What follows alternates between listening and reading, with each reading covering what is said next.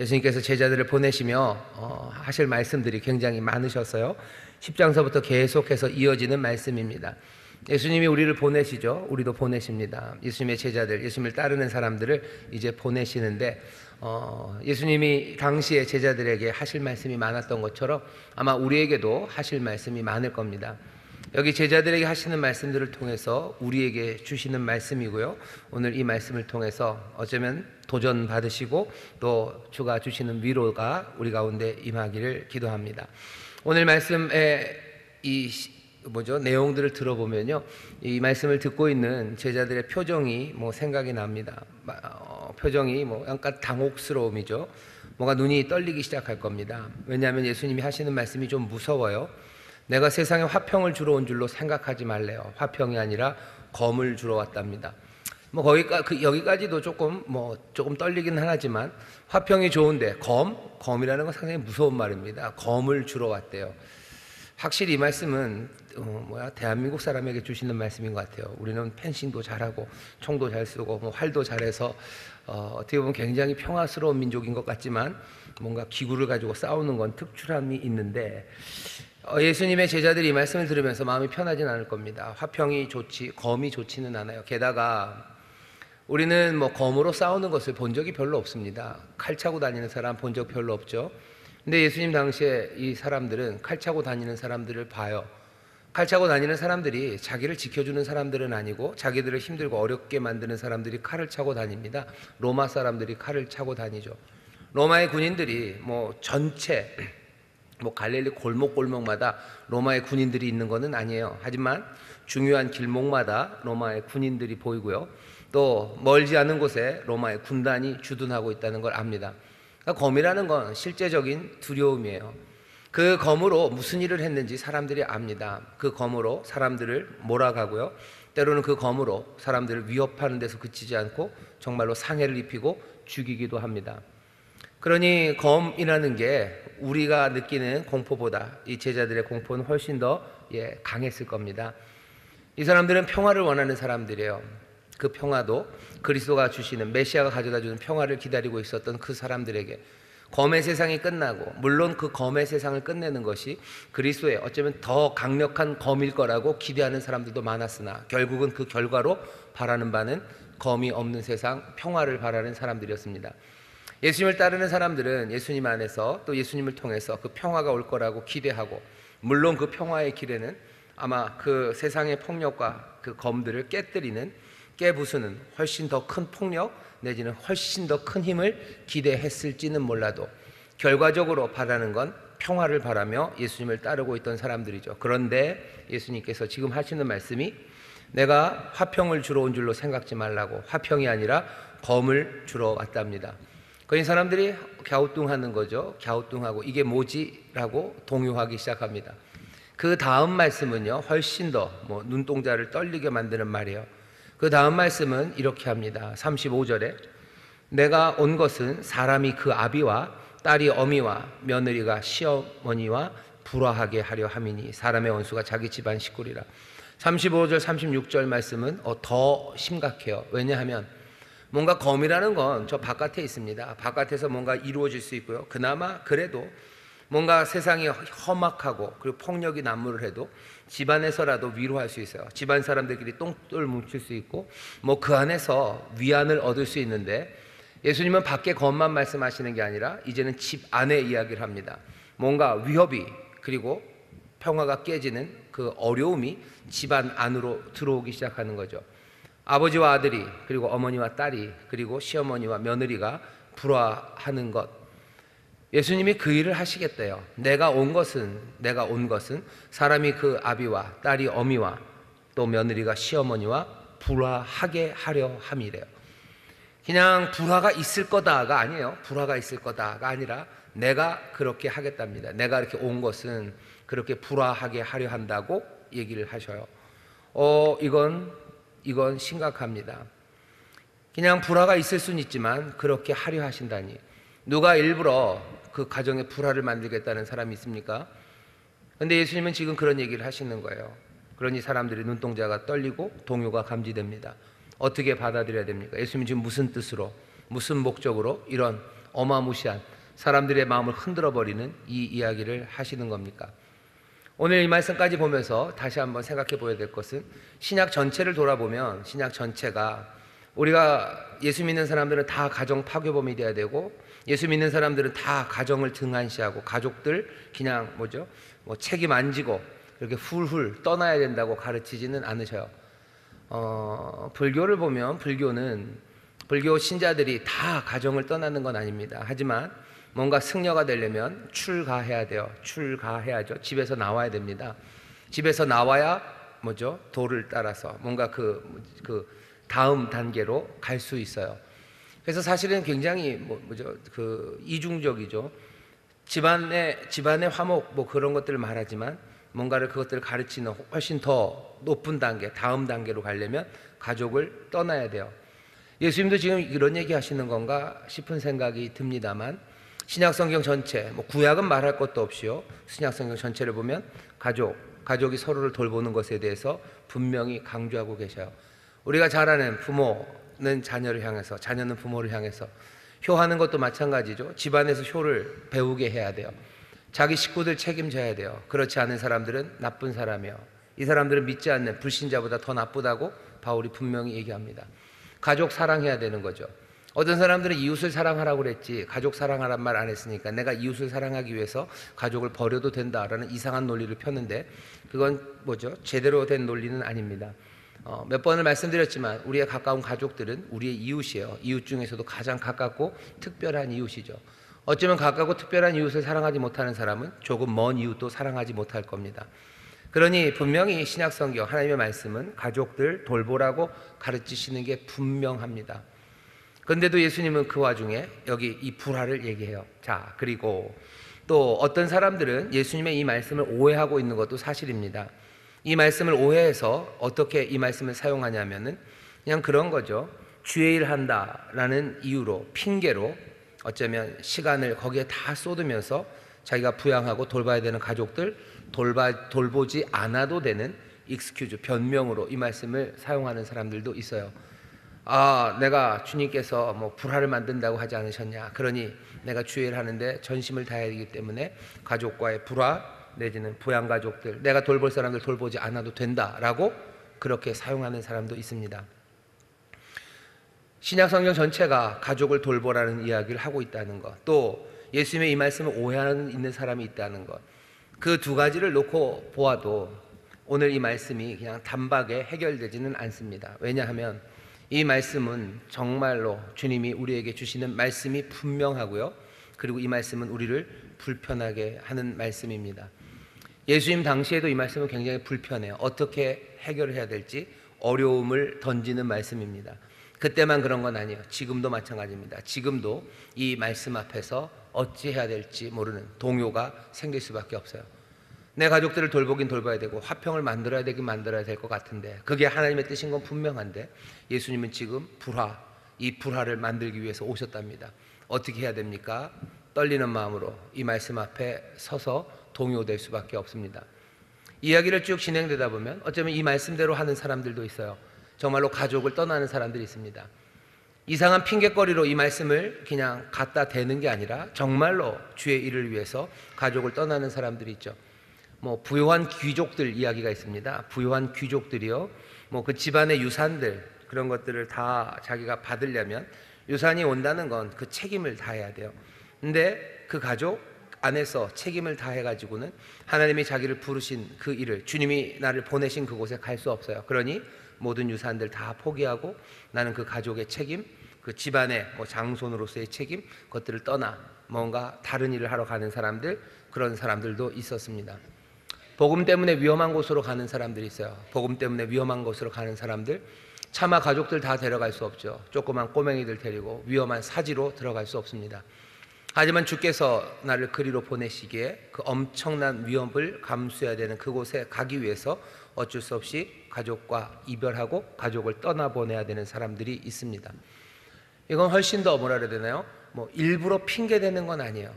주님이 하신 말씀처럼 그게 불화는 아니지만, 거기에 서로의 가족을 향한 미움이 있는 건 아니지만, 분명히 예수님 때문에 가족이 갈라지고 가문이 무너지는 그런 일들이 생깁니다. 그런 일들이 있고 또 그렇게 아름답게 주님을 따르는 모습들, 그 모습들이 보인다고 해서 모든 사람들이, 예수님을 따르는 모든 사람들이 다 가족과 갈라서야 된다는 것은 아니에요. 그건 분명합니다. 적어도 사도들, 예수님의 진짜로 그 직계인 제자들마저도 예수님이 맡겨주신 사명, 복음 증거하는 일을 감당하는데 가족과 떨어져서 하지 않습니다. 고린도전서 9장 같은 데 보면요, 바울이 사도의 권리를 이야기하면서 이런 말을 합니다. 9장 5절입니다. 고린도전서, 우리가 다른 사도들과 주의 형제들과 게바와 같이 자매된 아내를 데리고 다닐 권위 없겠느냐. 다른 사도들 있고요, 주의 형제들이 있습니다. 야고보 이런 주님의 진짜로 형제들, 그 형제들도 복음을 증거하러 다니죠. 다른 사도들도 그렇죠. 그 중에 대표적인 사람 게바, 베드로죠. 베드로도 자매된 아내를 데리고 다닙니다. 선교를 하러 가고 복음을 증거하러 갈 때 아내와 같이 가요. 아내와 같이 갑니다. 그러면 아내, 당연히 바울은 그렇게 생각하는 거예요. 복음을 증거하는 사람들, 그 사람들에게는 권리가 있어요. 밥 가는 소에 이 왕을 매지 않아요. 먹여야 되죠. 교회가 사도들의 삶을, 생활을 책임져 줘야 돼요.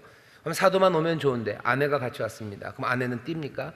아니요, 그렇게 하지 않아요. 아내도 돌봐야 돼요. 아내가 되는 분에게도, 그 자매된 아내에게도 교회가 책임을 져야 되죠. 어쩌면 사도의 권리입니다. 사도는 혼자 갈 수도 있어요. 어차피 복음을 증거하는 건 나니까 부인은 집에 두고 너는 네가 알아서 살아라 하고 사도는 여기저기 돌아다닐 수 있죠. 근데 그렇게 하지 않아요. 그렇게 하지 않는 일을 대해서 저런 사람이 다 있나, 그렇게 하는 거 아니다 라는 뉘앙스는 없습니다. 어떻게 아직도 주의 일을 하는 사람들이 가족을 돌보며 다닐까? 믿음이 없나 보다, 아니면 주님의 말씀을 이해하지 못했나 보다, 그런 뉘앙스가 전혀 없어요. 가족들과 함께 다니는 것에 대해서 교회는 얼마든지 그럴 수 있다고 생각합니다. 예수님이 말씀하시는 건 그러니 가족을 다 떼어놓고 다니라는 말씀은 절대로 아닐 겁니다. 그럼 여기 있는 이 불편한 말씀은 어떻게 이해해야 됩니까? 그냥 산상수훈에 있었던 말씀과 그대로 같아요. 지금 예수님이 하시는 건 우선순위에 관한 이야기입니다. 우선순위에 관한 이야기를 뭔가 강조하는 거죠. 충격적인, 놀라게 하는 어쩌면 극적인 방식으로 우리에게 주장해 주시는 겁니다. 부모 자식 상관없이 하나님 따르다 그렇게 말하는 것은 아니에요.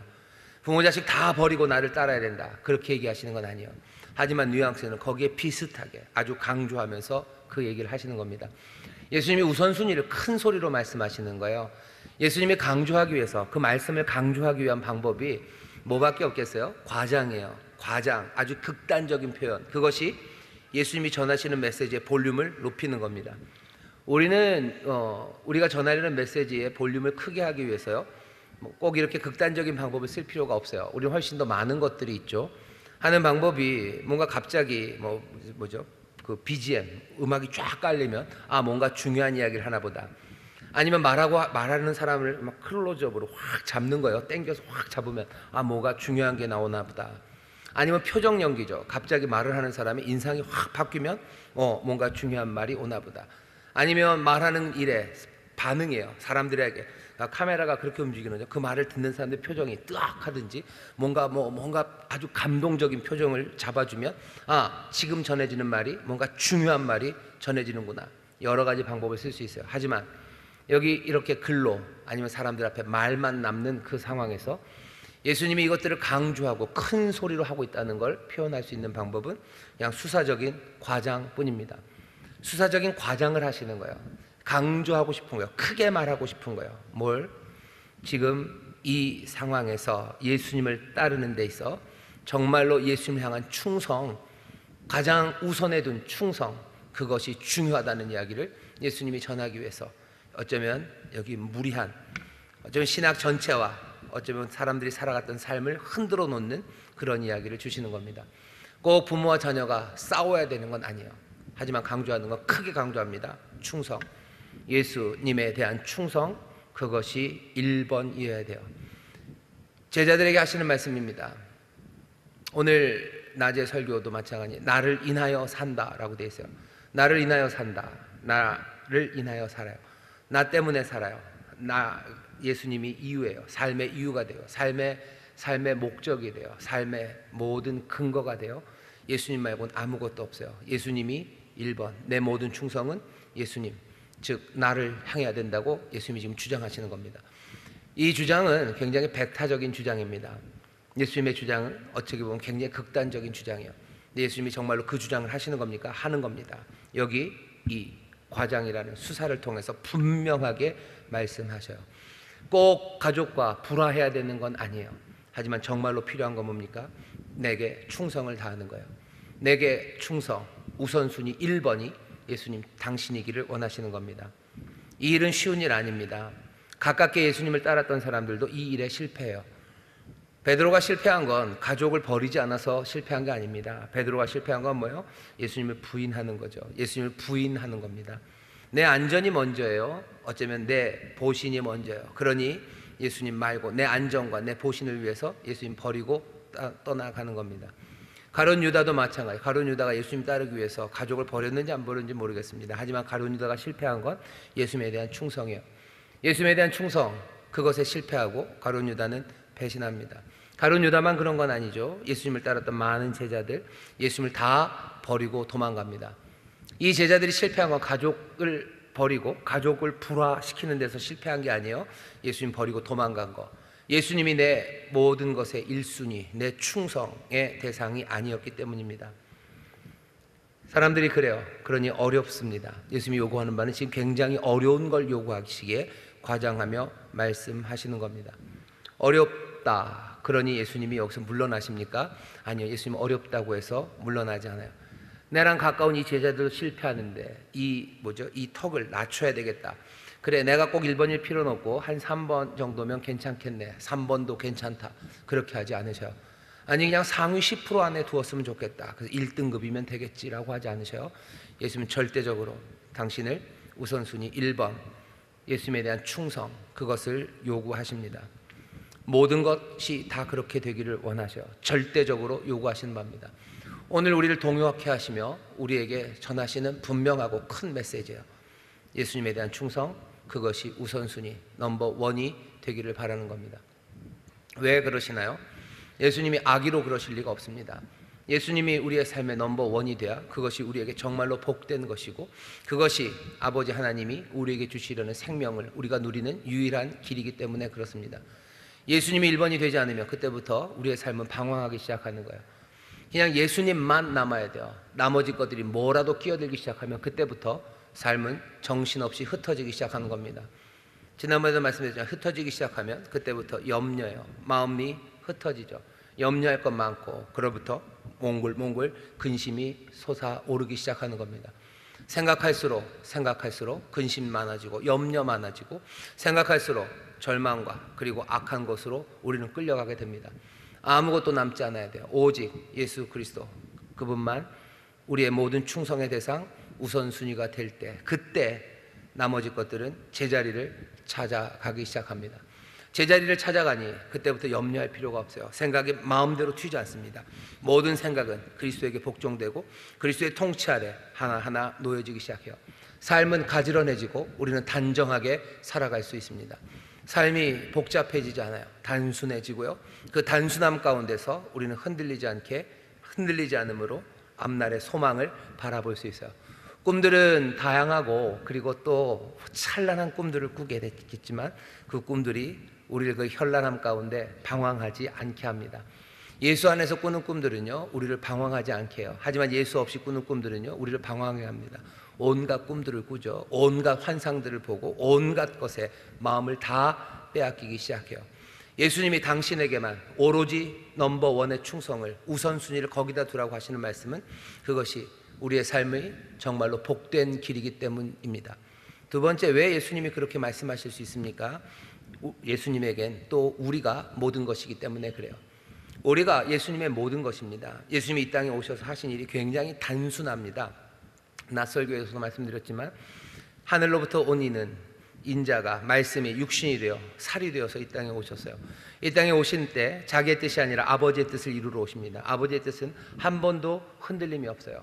사랑하셔서 생명을 주시고 누가 이 세상이 이 영혼들이 생명을 얻게 하시되 넘치게 얻게 하시려는 거 그거 하나로 단순해요. 예수님이 이 땅에 오셔서 하시는 일은 뭐 번잡하지 않습니다. 그냥 즉 하나님 아버지께서 당신에게 주시느니, 그래서 당신 앞에 온 사람들에게 생명을 주고 영생을 주고 다시 살리는 일, 그거 하러 오셨어요. 예수님은 우리만 바라봅니다. 그것이 아버지의 뜻이에요. 그러니 예수님이 우리에게 요구하실 수 있는 거예요. 너희도 나만 바라봐요. 어쩌면 예수 그리스도가 와셔서 그 일을 하시는 것을 통해서 하나님 아버지를 우리에게 보이셔요. 아버지도 마찬가지입니다. 하나님 아버지도 우리만 보셔요. 모든 것을 아낌없이 아들까지라도 내어주신 그 사랑의 하나님입니다. 그러니 어떤 것도 기근이나 적신이나 하늘의 천사나 무엇도 그 사랑을 끊을 수 없어요. 하나님의 사랑의 줄이 여전히 우리를 향합니다. 그러니 우리에게도 요구하시는 거예요. 끊어지지 않는 사랑이 하나님으로부터 우리에게 있어요. 그러니 우리도 하나님을 그렇게 사랑하기를 요구하시는 겁니다. 내 삶의 우선순위를 예수 그리스도에게 두고 예수님에게 충성하는 게 내 삶의 첫 번째 우선순위로 두는 것, 그것은 정말로 합당한 일이고 그리고 복된 일입니다. 우리를 그렇게 사랑하셨다면 우리도 주님을 그렇게 사랑할 수밖에 없는 거죠. 그 큰 사랑으로 우리를 사랑하셨다면 그 사랑은 우리에게 모든 것을 요구하는 게 합당합니다. 주는 그래서 어쩌면 떨리는 눈동자들을 보면서 얘기하시는 거예요. 내게 모든 충성을 다 가져오라고. 오늘 설교의 제목입니다. 안전보다는 도전을 원하신다. 주님께만 충성하고 주님 앞에 우선순위를 두는 것, 그건 만만한 일은 아닙니다. 베드로가 왜 배신을 합니까? 믿음 좋은 사람이에요. 용감한 사람입니다. 근데도 배신하는 건 자기의 안전을 원하기 때문이에요. 모든 생명체, 특별히 사람들은 자기의 안전을 원합니다. 내가 안전하기를 원해요. 안전하기를 원해요. 근데 말씀은 계속해서 얘기하죠. 우리의 영혼이, 우리의 삶이 어디에서 완전할까? 정말로 든든한 반석, 만세의 반석, 그 은혜 안에, 그 날개 아래 안전한데, 그러니 사실은 내게로 오라고 그렇게 말씀하시는 게 내게 정말로 안전을 주기 위해서 하시는 건데, 우리는 그것을 보기에는 뭔가 부족한 게 많습니다. 그러니 주의 말씀을 그냥 안전이 아니라 우리를 도전하는 말씀이라고 생각해요. 맞아요. 도전 맞습니다. 왜? 여기 주 앞으로 만세반석 아래 숨는 것, 이것이 우리에게 그렇게 쉽지 않기 때문이에요. 우리가 믿음이 없이는 그리로 가지 못합니다.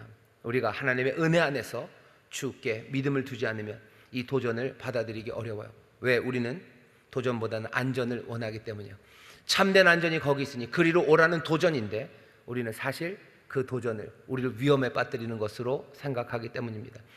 주님만을 우리의 충성의 대상으로 두는 것, 그것이 가장 안전하고 복된 길인데 우리는 그것을 잘 모르고요, 오히려 그 날카로운 도전으로만 생각합니다. 절대적인 요구, 이 앞에 우리는 다시 한번 주님이 하시는 일을 봐야 돼요. 왜 주님이 이렇게 도전하실까? 간단합니다. 왜 주님이 하시는 말씀이 그렇게 우리에게 도전이 돼요? 주님께서 하시려는 일이 새로운 일이기 때문에 그렇습니다. 옛 방식이 아니에요. 우리에게 새 생명을 가져다 주시고 우리에게 새 세상을 가져다 주시고 우리 가운데 새 일을 행하시려는 게 주님이 하시는 일이에요. 그러니 주님이 하시는 일은 늘 안전하지 않아요. 왜? 이건 새 거기 때문에 그렇습니다. 새 것은 늘 안전하지 않죠. 옛 방식이 안전해요. 우리가 쓰는 전문 용어가 있죠. 안전빵으로 하래요. 안전빵으로 합시다. 안전빵으로 갑시다. 전에 하던 대로, 전에 되던 것, 그냥 전에 용인하고 그냥 전에 그 정도면 괜찮았었던 것, 그게 제일 좋죠. 뭔가 새로운 것, 그것으로 도전하는 것 늘 위험합니다. 하지만 예수님은 안전빵으로 살려고 이 땅에 오지 않으셨어요. 그랬으면 오실 필요 없어요. 세상이 안전했으면 예수님 오실 필요 없습니다. 이 세상 옛 방식이 정말로 사람들에게 하나님이 사랑하시는 세상에 올바르지 않고 선하지 않고 그리고 아름답지 않기 때문에 예수님이 이 땅에 오신 거예요. 밖으로 오셨어요. 새롭게 밖으로 오셨어요. 그런데 이 새로운 길을 시작하는 것, 새로운 길을 다시 세우는 것, 그 예수님의 일은 옛 일에 만족하는 사람들, 옛 방식에서 안전하게 거했던 사람들, 그 사람들에게는 위험해 보일 수밖에 없습니다. 가정의 분열이 일어나기를 원하시는 게 아니에요. 하지만 예수님께서 새 길을 가져다 주셨을 때 사람들이 그 길을 따르면 어쩔 수 없어요. 분열이 일어납니다. 분열이 하나도 일어나지 않는다는 건 그냥 증명하는 거죠. 예수님이 가져다 오신 그 길이 옛 길과 별다르지 않다는 거예요. 별다르지 않으면 분열이 일어나지 않습니다. 하지만 새 것, 그때는 무조건 분열이 일어나요. 분열이 일어날 수밖에 없어요. 예수님이 하셨던 비유의 말씀이 있죠. 가죽 옷을 기울 때 옛날 옛 옷들 나달나달해진 옷, 그 옷감 그거 빵꾸 났다고 새 옷감 가져다 대면 어떻게 되죠? 찢어집니다. 왜냐하면 오래된 옷감은 벌써 늘어날 만큼 다 늘어났어요. 다 늘어난 옷. 새 옷감은 아닙니다. 새 옷감은 빨면 이제 확 줄 거예요. 아직 한 번도 안 줄었기 때문에, 안 빨았기 때문이요. 그러니까 새 수천 가져다 대면은 쭉 줄면서 아예 때웠던 것들, 그 옆에 있었던 헌 옷까지 그만큼 뚫어진 것에서 더 많이 찢어질 거예요. 옛것을 갖다 댄 옛것에 새 것이 오면 항상 문제가 생길 수밖에 없습니다. 집안을 생각해 보세요. 부모와 자녀가 잘 지냅니다. 옛 방식으로 잘 지냅니다. 이 잘 지내는 방식은 잘 지내는 방식은요, 그냥 뭐라 해야 되나요? 그 당시의 이데올로기 아니면 그 당시에 생각했던 용인될 수 있는 사회 질서, 그것 안에서 가정이 잘 지내죠. 아버지는 여전히 자기 멋대로 하시고요. 그리고 아들은 그냥 비참하고 그래도 그냥 따라 합니다. 평화가 있죠. 옛 방식이 만들어내는 안전함입니다. 근데 예수님의 말씀이 새 가정을 만들기 위해서 오셔요. 새 가정을 만들기 위해서 오십니다. 오셔서 전하시는 거예요. 아버지는 자녀를 향해서, 자녀는 아버지를 향해서 정말로 성령 안에서 그리스도를 경외함 가운데 피차 복종하라고 가르쳐요. 자기의 삶을 항복하는 거예요. 서브미션입니다. 항복하래요. 아들은 어쩌면 할 수 있어요. 늘 항복했기 때문이에요. 하지만 그 항복도 좀 달라져야 됩니다. 그냥 눌려서 세상이 뭐라 그러니 항복하는 게 아니라 그리스도를 경외함으로, 어쩌면 사랑 안에서 내가 존경함으로 내 아버지를 어떻게 해요? 내 아버지께 항복해야 돼요. 근데 이게 됩니까? 잘 안 돼요. 잘 안 돼요. 아버지 사랑 못 합니다. 내가 아버지에게 항복하고 그냥 거기 어느 정도의 평안을 누렸던 건 그냥 내가 받을 것 받고 사회적인 여러 가지 눈치 아니면 사회적인 그 일반화된 그 정형적인 규범을 내가 따랐을 뿐이지, 내가 아버지를 왜 사랑해야 됩니까? 아버지를 사랑하라고, 사랑함으로, 존경함으로 네가 서브미션, 거기에 복종하라고 예수님 말씀하시면 그때부터 갈등이 생기는 거예요. 더 심각한 갈등은 이 위쪽입니다. 아버지가 아들을 향해서 서브미션, 항복하는 거 말도 안 돼요. 아버지는 가부장이죠. 내가 이 패트리모니의 세상에서 내 마음대로 하고 살았는데 내가 왜 아들에게 져야 됩니까? 왜 아들에게 내 삶을 내어줘야 됩니까? 그럴 수 없어요. 예수님의 말씀이 새 세상은 그렇게 오지 않는다라고 말씀하면 누군가 아들이 그리고 옆에 있는 사람이 그렇게 살아야 된다고 말할 때 가정이 어떻게 될 것 같으세요? 그냥 조용했던 가정이 깨지기 시작하는 겁니다. 분열이 시작되는 거예요. 사람들 사이에도 마찬가지입니다. 사람들 사이의 관계도 그래요. 예수님 용서하라고 얘기하셔요. 용서하라고 얘기합니다. 용서에 대한 사회적인 룰이 있습니다. 이런 거죠. 요즘 그런 식으로들 많이 말해요. 그 사람이, 잘못한 사람이 진심으로 잘못했다고 얘기해야 돼요. 진심으로 잘못했다고 얘기해야 되고, 또 그런 얘기도 합니다. 그리고 사실은 경제적인 보상이 이루어져야 돼요. 그래야 용서가 되는 거라고 말해요. 맞나요? 경제적인 보상은 필요 없나요? 진심으로 사과하면 용서하는 게 우리 요즘의 룰입니까? 요즘 룰은 어떻게 되는지 모르겠어요. 용서가 또 달라요. 개인, 또 무슨 공적인 일, 이렇게 되면 달라요. 그리고 또 뭐가 되냐면은 그 피해자가 또 많아지면 얘기가 달라요. 피해자가 많아지면 또 용서하는 이야기가 또 달라집니다. 어쨌든 우리가 갖고 있는 용서에 대한 그 룰이 있어요. 그런 식으로 안전하게 지나갑니다. 하지만 예수님이 이 땅에 오셔서 우리에게 새로운 것, 새 길을 제시하셔요. 새 길을 제시할 땐 뭐라고 얘기하셔요? 그냥 용서하라고. 용서받은 너희가 용서하라고. 예수님께서 제자들을 보내시면서 요한복음 말씀이 그렇습니다. 요한복음 말씀이 사실은 굉장히 20장이 충격적이에요. 21절에 예수님이 우리를 보내시죠. 아버지가 나를 보낸 것처럼 나도 너희를 보내는데요. 어쩌면 산떡으로 세상을 보내시는 겁니다. 산떡으로 사는 게 만만치 않죠. 그러니 예수님께서 뭐라고 하셔요? 숨을 내쉬며 그들에게 성령을 받아라 라고 하셔요. 성령님이 도우셔서 예수님이 하셨던 그 일을, 정말로 아버지에게 보냄받아서 하셨던 그 일을 이제 주님으로부터 보냄받은 우리가 성령의 충만한 가운데 그 일을 해갈 거예요. 그런데 23절의 내용은 뭔지 아십니까? 다른 거 아니에요. 너희가 사하면 사하신다. 너희가 사하면 사해진다 라고 얘기하는 거예요. 그게 너에게 용서할 권한을 줬으니까 니들이 그걸 이용해서 힘처럼 권력처럼 누구는 용서해주고 누구는 용서하지 않으면서 빵빵 힘있게 살아라 그 얘기겠습니까? 아니죠. 너희들 가서 용서해라라는 얘기예요. 용서해라. 너희가 용서해야 아버지가 용서하신다는 얘기는 우리가 용서해 그 무슨 컨트롤 용서를 하고 안 할 수 있는 그 권한을 갖고서 네 마음대로 휘줘서 하고 싶으면 해주고 말고 싶으면 말하라 그 얘기일 리가 없습니다. 가서 용서하라고 하시는 거예요. 왜? 산떡이 그 앞에 오는 모든 사람들에게 생명을 주시기 위해서 그 피를 흘리시고 그 은혜를 전한 것처럼 우리도 산떡이 되어서 만나는 사람마다 우리가 용서하라고 말씀하셔요. 그 용서에는 예수님이 하셨던 용서, 하나님 우리에게 보이신 그 은혜와 긍휼의 용서와 다를 바가 하나도 없습니다. 세상에 그 용서라는 새로운 길을 말해 보셔요.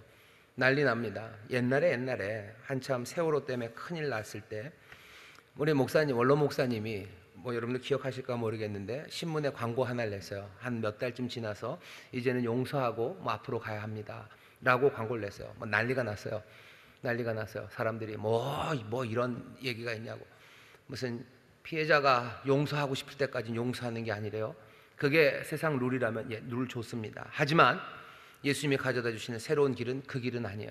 당장의 분열 그리고 싸움, 평화 대신에 검이 날아오기 시작할 겁니다. 주께서 하시는 일이 새 일이기 때문에 정말로 새로운 길을 우리에게 오시기 때문에 주를 따르는 이들이 가는 그 길에는 어쩔 수 없어요. 여러 가지 불화와 그리고 아픔, 분열이 따를 수밖에 없습니다. 예수님은 이 도전을 지금 우리에게 주시는 거예요. 이건 도전입니다. 불화가 올 겁니다. 왜? 우리가 불화를 조장하고 싶어서가 아니에요. 우리가 새 길을 따르기 때문이에요. 새 길을 따르는 아들은 가정에서 불화를 보게 될 겁니다. 새 길을 따르는 피해자들은 세상에서 불화를 보게 될 겁니다. 집단으로 여러 가지 피해를 당한 피해자 중에 내가 하나요. 나는 주의 길을 따릅니다. 내가 용서합니다. 내가 용서할 것 용서하고 나는 그 사람 풀어 보내줄 겁니다. 내가 풀어주면 하늘에서 풀어줄 것을 내가 믿으며 나는 풀어줍니다 라고 얘기해 보셔요. 어떻게 되나? 이 집단 안에서 온갖 불화가 그리고 뭔가 손가락질과 온갖 비난이 시작됩니다. 왜? 예수님의 말씀을 우선순위로 두고 새 일을 행하시려는 주님을 내가 따르기 때문이에요. 우리가 가야 되는 그 길이 도전일 수밖에 없는 건 주님이 우리에게 주시는 길이 새 길이기 때문에 그렇습니다. 새로운 일을 시작할 때, 새 나라가 임할 때는 늘 이런 진통과 불화가 시작돼요. 이 일은 이미 다 아는 일입니다. 예수님만 그런 건 아니에요. 미가서 보면 여기 그 부모 자녀 사이에 가족 관계에 문제가 생긴다는 이야기는요, 예수님이 새로 만드신 말이 아닙니다. 이미 미가서 보시면 미가서에 보면 똑같은 말이 있어요. 미가서 7장 6절 제가 읽겠습니다. 아들이 아비를 멸시하며 또 딸이 어미를 대적하며 며느리가 시어미를 대적하리니 사람의 원수가 곧 자기의 집안 사람이로라. 이 분열이 그리고 이 아픔이 이 끔찍한 일들이 새 일을 시작할 때가 되면 생겨납니다. 하나님이 자기 백성을 구원하려 하실 때 그래서 언제나 그때는 그 구원이 필요 없다는 옛 방식과 부딪히는 일들이 생깁니다. 예수님이 이런 사람들에게 지금 말씀하시는 이런 상황에서 말씀하시는 거예요. 불화가 일어나 염려하지 말라는 거예요. 예수님 우선순위로 두고 따라가는 사람들 불화가 있을 때 염려하지 말아라. 왜? 새 일이 시작될 때는 이런 불화가 생겨요. 새 일이 시작될 땐 불화가 생깁니다. 그렇다고 해서 멈출 수는 없죠. 계속해서 주님의 이름이 하나님의 나라가 온전히 임하고 권능으로 임하고 이 땅 가득 그 뜻이 이루어지기를 우리는 소망하며 가는 사람들이요. 불화가 보이고 부딪힐 때 keep going, 계속해서 가는 것, 그것도 도전입니다. 뭔가 시작했는데 불화가 와요. 그 시작, 그것도 도전이죠. 하지만 그 불화를 보면서도 계속 나갈 수 있는 것, 그건 또 다른 도전입니다. 힘들어도 가야 됩니까? 힘들어도 가야 합니다. 예수님이 지금 제자들에게 하시는 말씀이요, 내가 하는 일이 뭔지 너희들이 의미를 알기를. 새 일을 행하는 그곳에 이미 말씀하지 않았냐, 미가서도 얘기하지 않았냐, 하나님의 새 일이 이루어질 때 여러 가지 소리들과 그리고 깨지는 일들과 불화, 그것들 생기는 것, 말세, 하나님의 뜻이 이루어지기 시작하고 그리스도가 새 나라를 가져다 주시는 그 말세는 그러니 늘 시끄러운 시간입니다. 하나님의 약속된 구원, 그것이 이루어질 때 어쩌면 이 검이 난무하고 집안에 불화가 생기는 것, 이것은 당연해요. 그러니 예수님의 도전은 굉장히 날카롭습니다. 이건 만만하지 않아요. 만만하지 않아요. 예수님은 평화를 우리에게 주시는 분, 평강의 왕이시니 모든 것들이 스무스하게 될 거라고, 그건 우리 생각이고, 주님은 분명하게 할 수 있는 모든 수단을 다 동원해서 백그라운드 뮤직을 막 찡찡찡찡 되는 거죠. 무슨 조스 막 두둔 두둔 두둔 하면서 클로즈업으로 잡고 그 말 들을 때 사람들 눈이 동그래지는 거 보여주고 막 그러면서 나에게 충성을 다해야 된다고, 내가 하는 그 길은 세일이기에 여기에 불화와 어려움이 닥치고 깨지는 일이 있을 거라고, 그래도 그것 때문에 낙심하지 말라고, 원래 세일이 이루어질 땐 이런 거라고, 너희들 계속해서 그 길을 가야 한다고 지금 제자들에게 도전하는 겁니다. 날카로운 도전이에요. 회사에서도 마찬가지, 직장에서도 예수님 말씀대로 한번 해보셔요. 예수님 말씀대로 해보셔요. 뭔가 정의를 위해서 정의파가 되는 거 한번 해보셔요. 의로운 일에 여러분들 가담하시고 불의한 일을 미워하기 시작해 보셔요. 어떻게 되나 한번 보셔요. 불화가 생깁니다. 사람들이 다 박수 쳐주고 세상은 평온해지나? 아니요, 그렇지 않아요. 오래된 관습 같은 것들이 있습니다. 오래 묵은 관습이요. 다 그런 이유가 있었겠죠. 지금도 그러는지 모르겠는데 공무원분들 중에서 무슨 수당 챙기시려고 일은 안 하고 알아서 다 막 긁어주는 사람이 있어요. 다 긁어주는 사람이 있고, 알아서 한 달에 쓸 수 있는 밖에서 나가는 식비 그거 이것저것 간일 끊든지 뭘 끊든지 어떻게 해서 다 맞춰다가 해주는 사람들이 있어요. 요새도 그러나요? 요새는 안 그러겠죠. 다 그렇게들 삽니다. 그런데 그러면 안 된다고 말하고, 내가 그렇게 안 된다고 말하고 사람들을 꼰질르지는 않아요. 꼰질르면 그건 큰일 나죠. 그랬다가는 큰일 나는데, 그것도 아니고 그냥 나는 그렇게 안 한다고, 나라도 그렇게 안 하겠다고 안 해보셔요. 사람들이 박수치나? 아니요, 당장에 불합니다. 저딴 인간이 있냐고, 지만 잘났다고 그러고, 그때부터 부장과 과장 사이에 불화가 생기는 거예요. 예수님의 길을 따라가기 시작할 때 옛 방식이 그냥 둘 수 없습니다. 그런데도 예수님은 계속해서 그 길을 가라고 우리에게 도전하시는 거예요. 안전한 길이 있어요. 하지만 안전보다 도전, 그 길을 가라고. 새로움은 그렇게밖에 임하지 않는다고 우리에게 말씀하는 겁니다. 교회에도 마찬가지고 어디나 마찬가지요. 하나님의 뜻이 이루어지고 새로운 하나님의 온전한 평화가 이루기 위해서는 부딪히는 일들, 그리고 불화가 생깁니다. 이 도전은 이스라엘 사람에게만 있는 건 아닙니다. 제자들에게만 주시는 것도 아니에요. 오늘을 살고 있는 우리에게도 이 도전은 날카롭게 다가옵니다. 왜냐하면 우리도 안전을 선호하기 때문이요. 우리도 안전빵이 좋죠. 안전빵이 좋지.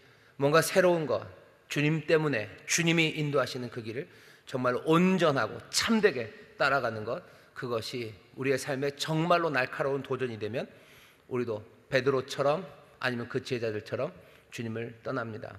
도망가는 거죠. 부인하는 거죠. 아니라고 그러는 거죠. 그러며 가는 거예요.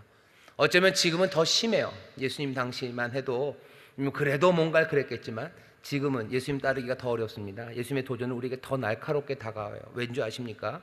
우리가 사는 세상은 그때보다 훨씬 더 안전을 더 선호하기 때문이에요.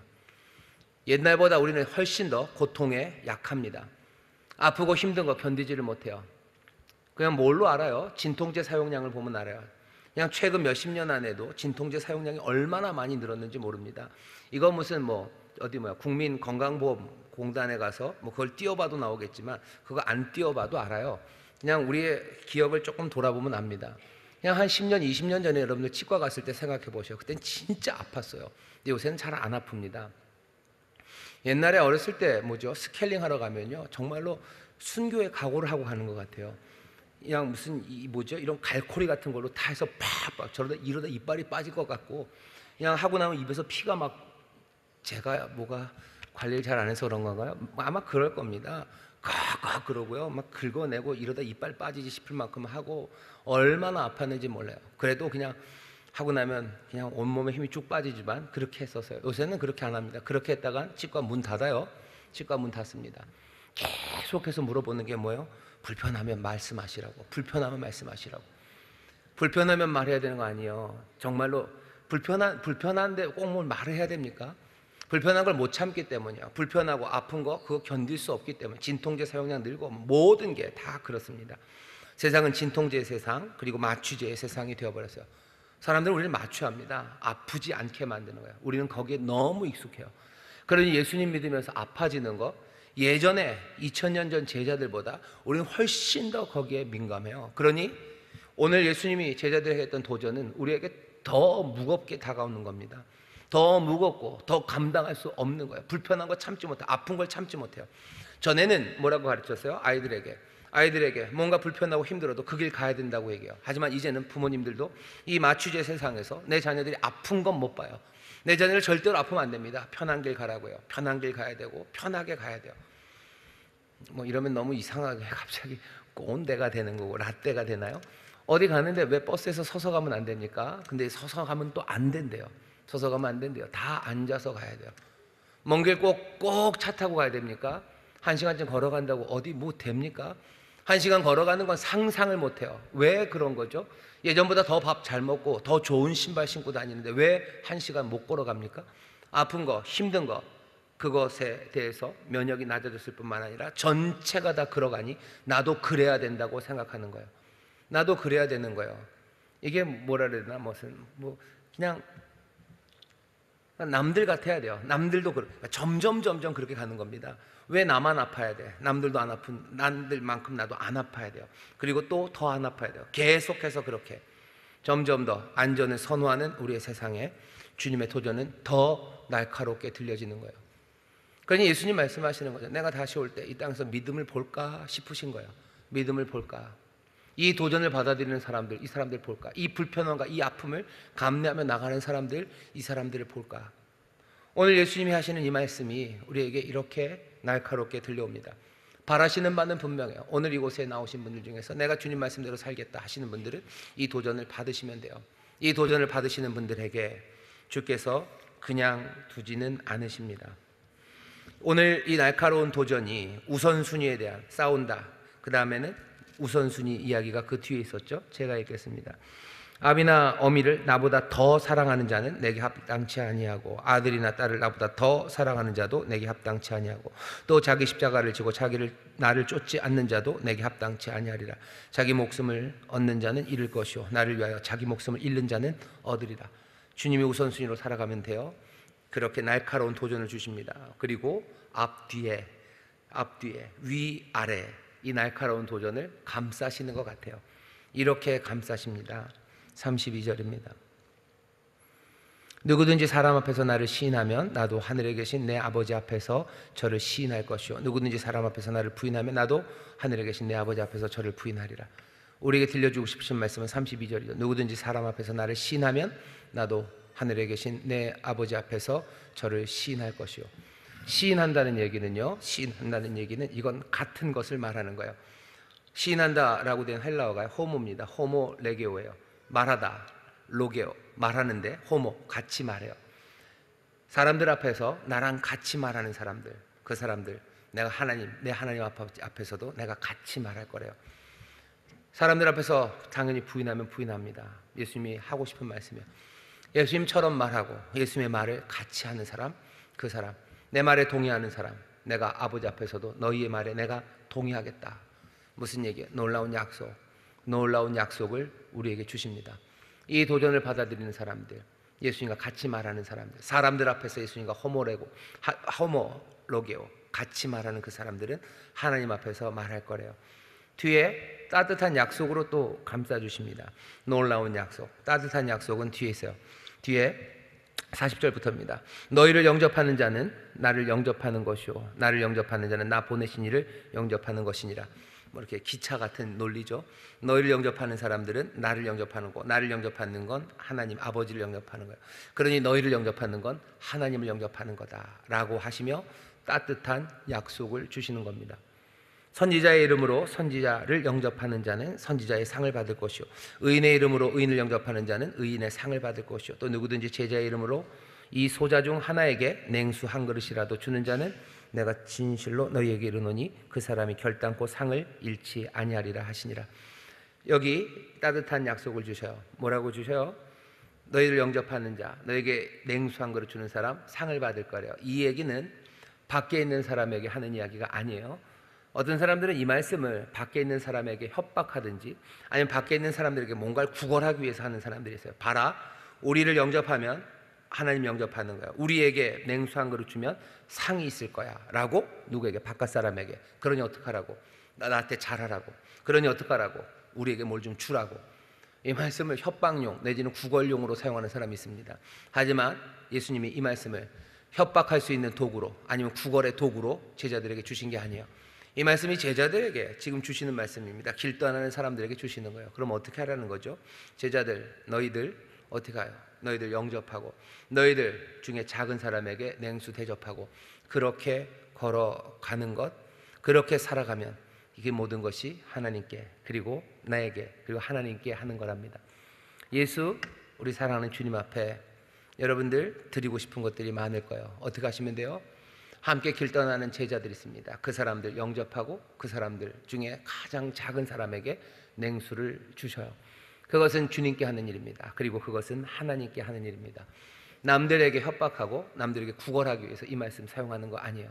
우리 안에 예수님의 제자들 안에서 연약하고 목마르고 가장 작은 사람에게 냉수를 주시며 또 영접해 주셔요. 그러면 그것이 주님 또 하나님을 영접하는 겁니다. 우리의 상이 가득할 수 있는 길을 알려주시는 거예요. 가운데는 날카로운 도전입니다. 위에는 놀라운 약속이에요. 우리가 하나님 사람들 앞에서 주님과 함께 호모로게오 같이 말하면 하나님 앞에서도 주님이 우리와 같이 말하실 거라는 약속을 주셔요. 여기는 따뜻한 약속입니다. 제자들 너희들 가면서 서로를 섬기고 서로를 환대하고 영접하고 작은 사람에게 냉수 한 그릇을 주고 그러며 걸어가라. 그 사람들 이 안에서 이루어질 수 있어요. 선지자의 이름으로 제자의 이름으로 이루어집니다. 선지자의 상을 의인의 상을 받을 거예요. 우리가 도전하는 그 길에 함께 걸어가는 이들이 있다는 게 얼마나 좋은지 모릅니다. 그 사람들 영접하고 우리 안에서 작은 이들에게 냉수를 베풀기 시작하셔요. 그러면 이 날카로운 도전의 이 세상에서도 놀라운 약속의 소망과 이 따뜻한 약속 안에서 우리를 위로하시고 또 우리에게 상 주시고 또 우리를 품으시는 그 귀하신 은혜 안에서 이 날카로운 도전을 이루어 갈 수 있습니다. 부딪히면서도 내겐 소망이 있어요. 부딪히는 주님과 함께, 그렇죠? 호모로게오 그 말을 하면서도 우리 안에 위로와 평강을 누릴 수 있습니다. 주의 사람들 사랑하십시오. 함께 걸어가는 이들을 대접하셔. 함께 걸어가는 이들 중에 여러분들의 도움을 주셔. 주님께 하는 것, 하나님이 받으시는 것, 하나님이 우리에게 상 주시는 일이 어디 멀리 이 부딪히는 일에 있지 않습니다. 세상의 새로운 일을 위해서 주님과 함께 호모로게오 어쩌면 부딪히는 그 일 주님만을 우선순위에 두고 그 새로움의 길을 따라가셔. 우리의 약속은 하늘에 그리고 우리 가운데 있습니다. 그날에 우리에게 주셔요. 그리고 지금 여기 있는 우리 사랑하는 이들 안에서 서로 섬기고 냉수를 주실 때 여기 하나님이 주신 위로와 평강이 임합니다. 날카로운 길을 가시고 싸워야 되는 여러분들 천국의 소망으로 위로받으셔. 우리 안에서 함께 환대하고 함께 돕는 그 안에서 위로와 평강을 누리십시오. 그게 오늘 예수의 말씀 따라 세상으로 나가는 제자들에게 주시는 말씀이고, 안전을 더 도모하는 세상에서 어쩌면 더 많이 부딪혀야 되고 더 많은 결심으로 나가야 되는 우리에게 주시는 말씀입니다. 천국에서 우리와 함께 말하실 주님 바라보시고 여기 목마른 우리 사랑하는 제자들, 사랑하는 우리 믿음의 동역자들 환대하시고 맞아주시고 그리고 시원하게 해주시는 그 가운데 하나님이 주시는 복, 정말로 주님이 주시는 위로가 넘치게 되시기를 주의 이름으로 축원합니다. 기도하겠습니다. 하나님, 안전을 원하는 세상, 그러나 주의 말씀은 날카로운 도전으로 우리 가운데 들립니다. 주께서 새해를 행하시며 우리를 명하시니 주님 따라 말하고 주님 따라 걷는 것, 아버지 이 땅에 불화 날카로운 여러 가지 소음을 만들어냅니다. 두려움 없이 이 길을 가기를 원합니다. 믿음으로 이 길 가기 원합니다. 주여, 이 도전에 함께 격려하며 나가는 이들, 서로를 돌보며 영접하며 아버지 하나님 연약하고 작은 자들에게 주님 냉수를 대접하는 사랑이 우리 가운데 있게 하여 주옵시고, 정말로 그날 하나님 하늘에 계신 아버지 앞에 설날을 바라보며 주께서 우리를 위하여 말하실 그날을 기대하며 주여 이 땅에 살아가는 동안 주님이 주시는 그 도전의 길에 나서기를 원하오니 성령님 우리를 도와주옵시고 성령 안에서 하나된 믿음의 공동체, 서로 사랑하며 격려하며 소망 가운데 이 길을 걷게 하여 주옵소서. 감사드리며 예수님 이름으로 기도하옵나이다. 아멘.